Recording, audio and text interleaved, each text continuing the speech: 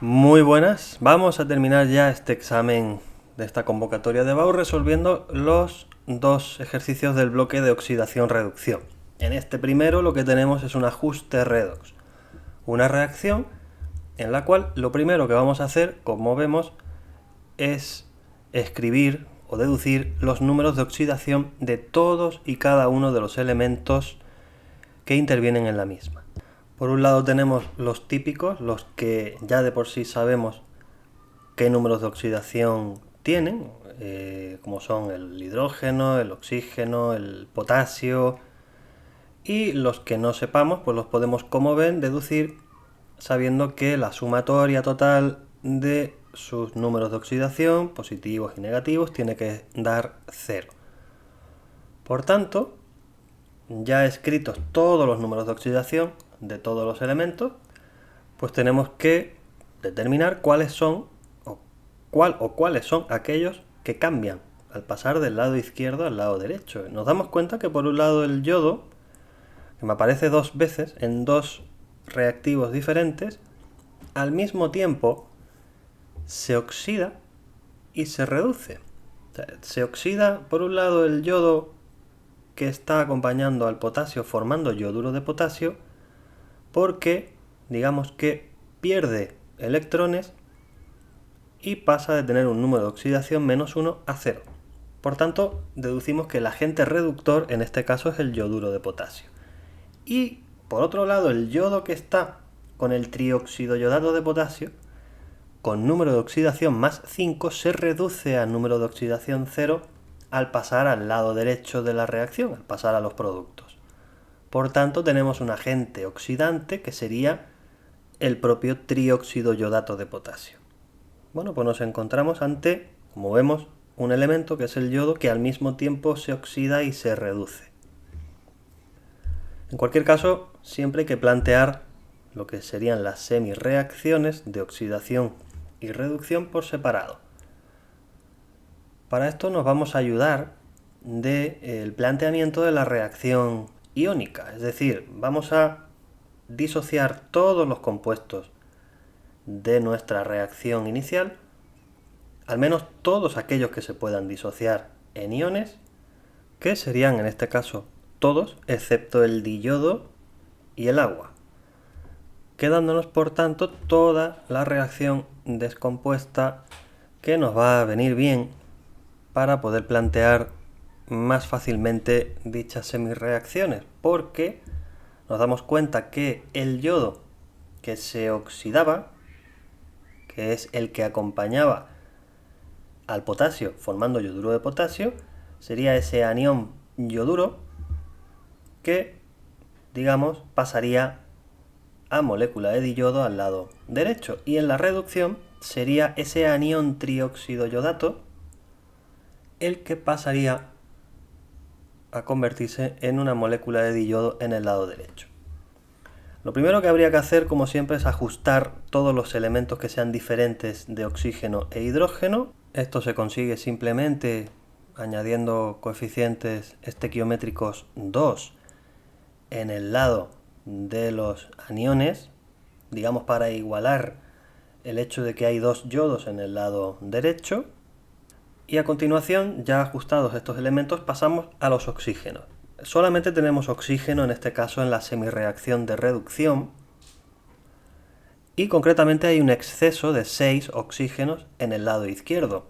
Por tanto, podríamos añadir 6 moléculas de agua en el lado derecho para que de esta forma ya los oxígenos estén igualados en ambos lados.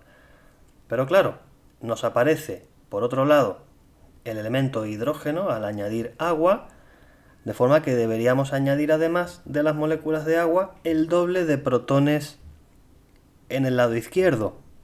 Y ya de esta manera tendríamos ajustados el yodo, el oxígeno y el hidrógeno. Faltaría hacer el ajuste de cargas.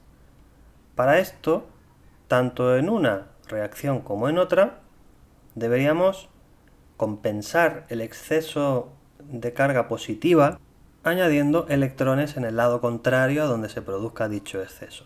Es por esto por lo que añadimos 2 electrones en el lado derecho en la semirreacción de oxidación, dado que, como podemos ver, hay 2 aniones en el lado izquierdo y en el lado derecho la carga es neutra porque solo está la molécula de diyodo.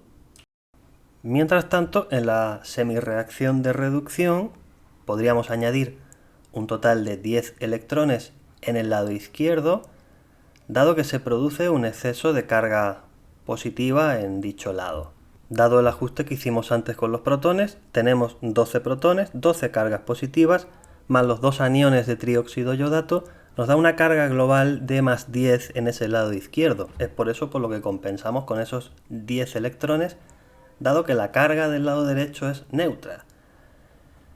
Teniendo este ajuste de cargas hecho y sabiendo además que para poder obtener la reacción iónica ajustada, el número de electrones de una y otra reacción debería coincidir, vamos a multiplicar o ajustar toda la semirreacción de oxidación por 5.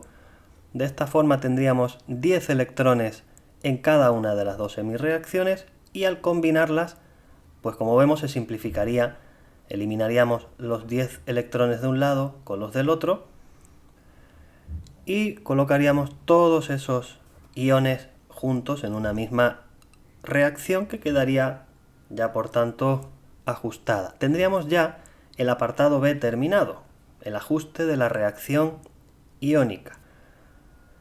Y a continuación tendríamos que completar el ejercicio ajustando la reacción global. Es decir, vamos a volver a reescribir esta reacción tal y como la teníamos en principio. Es decir, haciendo acompañar estos iones de sus contraiones, es decir, de los acompañantes que tenían originalmente. Ese anión trióxido yodato estaba acompañado del potasio, en este caso, como me dice la reacción iónica ajustada que deberíamos tener 2 aniones trióxido yodato, significará que para que esto se cumpla en la reacción global tendrá que haber 2 moléculas de trióxido yodato de potasio.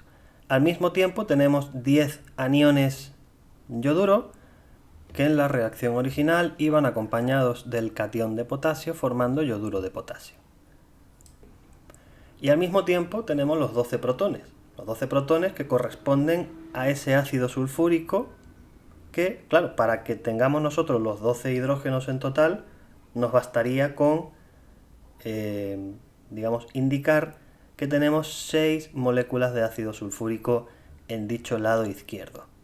Nos vamos al lado de los productos y nos encontramos, primero, que tenemos en nuestra reacción iónica 6 moléculas de diyodo y 6 moléculas de agua, las cuales pues hay que colocar tal cual en la reacción global, pero luego tenemos esa molécula, digamos, intrusa, entre comillas, que es la del sulfato de potasio, que no aparecía en la reacción iónica, dado que no intervenía ni en la oxidación ni en la reducción, pero que nosotros tenemos que considerarla en nuestra reacción global. ¿Qué sucede? Que esta molécula habrá que ajustarla, digamos, manualmente por tanteo, observando el número, en este caso, de potasios que hay en el lado izquierdo y en el lado derecho. Como tenemos un total de 12 potasios en el lado izquierdo y 2 en el lado derecho, solamente en esta molécula, pues nos bastaría con añadir un coeficiente 6 a esa molécula para obtener los 12 potasios en el lado derecho y que ya, por tanto, quede la reacción global completamente ajustada, siendo este el final ya de este ejercicio de ajuste por el método del ión-electrón. Y acto seguido nos vamos al segundo ejercicio de este bloque, que es una pila voltaica. En este caso realmente no nos piden que hagamos el diagrama, pero lo vamos a hacer para que sea más fácil de visualizar. Vemos aquí un primer recipiente y un segundo recipiente, cada uno de forma independiente, con una disolución diferente, salina. En cada uno de esos recipientes sumergimos un electrodo. Tenemos un primer electrodo de níquel y un segundo electrodo de plata. Representamos, indicamos, y el electrodo de níquel está sumergido en una disolución de nitrato de níquel 2 y el electrodo de plata está sumergido en una disolución de nitrato de plata. Lo que vamos a hacer es conectar estos dos electrodos y gracias a esto se va a producir una reacción redox espontánea, es decir, se va a producir una transferencia de electrones de uno a otro. Va a haber un electrodo que se va a oxidar y otro que se va a reducir. Conectamos además estos recipientes con un puente salino. Y la cuestión será ver o deducir cuál de estos electrodos va a actuar como ánodo y cuál como cátodo. Es decir, en cuál de ellos se va a producir la oxidación y en cuál se va a producir la reducción. En este caso lo vamos a poder deducir gracias a los datos que me dan en el enunciado, que me dan los potenciales estándar de reducción de cada uno de los dos electrodos. Tenemos el del níquel en negativo, menos 0,25, y el de la plata 0,80. Deducimos, por tanto, que el de mayor potencial de reducción es el de la plata. Por tanto, es el que tiene una mayor capacidad de reducirse. Es este electrodo el que se va a reducir. Sin embargo, es el de níquel el que se va a oxidar. De esta forma, deducimos que lo que se produce es una transferencia de electrones del níquel a la plata. Lo indicamos aquí en el diagrama. De manera que nosotros ya podemos establecer que es el electrodo del níquel el que actúa como ánodo, es decir, es el polo negativo, y el electrodo de la plata, donde se produce la reducción, es el que actúa como polo positivo o cátodo. Lo que me piden, concretamente el enunciado, es que plantee qué reacciones se producen en cada uno de estos polos. En el cátodo se produce la reducción, es decir, pasaríamos de plata con carga positiva, digamos el catión plata, a plata neutra. Añadiríamos un electrón en el lado donde está el exceso de carga positiva, y en el ánodo sería justo al contrario, pasaríamos del níquel, digamos, neutro, sólido, a níquel en disolución acuosa en forma de catión 2+. Compensaríamos con dos electrones en ese lado derecho, dado ese exceso de carga positiva. A su vez, ajustamos la primera reacción multiplicando por 2 para conseguir que exista el mismo número de electrones a cada lado y que podamos simplificar a la hora de plantear nuestra reacción global de la pila, que sería 2 cationes de plata acuosa, níquel sólido, 2 de plata sólida y níquel, catión níquel 2+ en disolución acuosa. Con esto tendríamos ya la reacción global de la pila. Me pide que en base a estos datos ya obtenidos demos la notación de la pila. Acuérdense que la notación de la pila empezaríamos describiendo qué proceso se produce en el ánodo, o sea, en el polo negativo. Como ven, pasamos de níquel a níquel 2+, puente salino, y ahora decimos qué sucede en el cátodo, que de plata positiva pasamos a plata neutra, y con esto ya tendríamos la notación de la pila. Y tenemos ya un último apartado final en el que me pide el potencial o fuerza electromotriz de la pila, que se calcularía de forma sencilla haciendo la diferencia de los potenciales estándar de reducción del cátodo y del ánodo. Haciendo la resta obtendríamos pues 0,80, que sería el potencial del cátodo, menos 0,25, cuidado ese cambio de signo que habría que hacer, y obtendríamos un total de 1,05 voltios. Y con esto terminamos ya el ejercicio, terminamos ya el bloque de oxidación-reducción y terminamos ya por fin completo el examen de esta convocatoria de química. Espero que les haya resultado lo más ameno posible. Muchísimas gracias por su atención. Nos veremos en próximos vídeos.